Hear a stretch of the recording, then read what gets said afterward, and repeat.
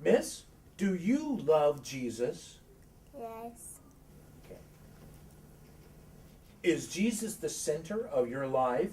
Yes. How does your family make sure that Jesus is the most important part of your world? Miss, I have a question for you.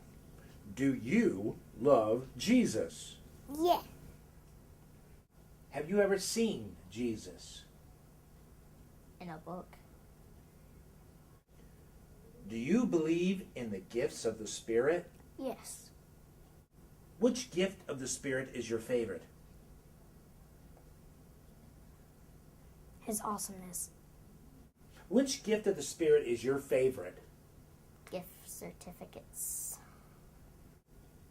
Please explain the doctrine of the ascension of Christ. I don't know. How can you best explain the doctrine of the Trinity? Church. Which words best describe your doctrinal stance on the nature of man's will versus God's sovereignty? Calvinism or Arminianism? Calvinism. Which word best describes your doctrinal stance on the nature of man's will versus God's sovereignty? Calvinism or Arminianism? Where do you fall on the end-time debate?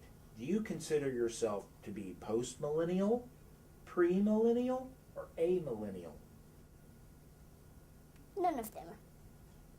How can you best explain the doctrine of the Trinity? I don't know. How can you best explain the doctrine of the Trinity?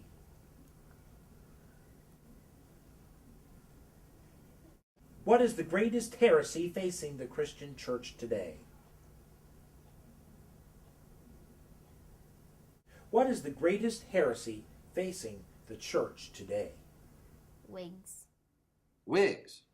Who knew? Where do you fall on the end-time debate? Do you consider yourself to be post-millennial, premillennial, or amillennial? Both. Please explain the doctrine of the ascension of Christ. Please explain the doctrine of the ascension of Christ.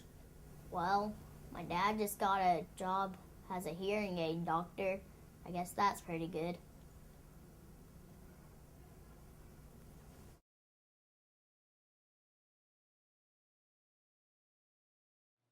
One of the great theological debates of the ages centers on the incarnation of Christ. How can the divine Word of God become completely historical without surrendering God's deity and thus God's transcendence?